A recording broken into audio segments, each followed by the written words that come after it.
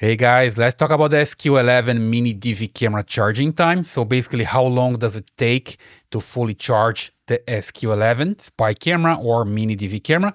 So the answer is pretty simple. I have here the operation manual that says that it takes 2 to 3 hours to fully charge the camera, okay?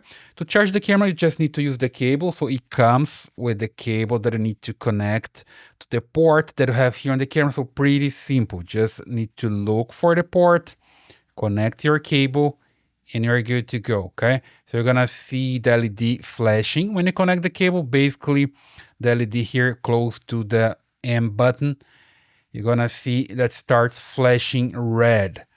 That means the camera is being charged, and when it stops flashing, when it stays like steady red, it's because it's already fully charged, right? So pretty simple like this. That's the way you can charge your SQ11 Mini DV camera, and it takes 2 to 3 hours to charge. I hope you like this video. Please just subscribe to this channel, leave your thumbs up and your comments, and I see you in the next one.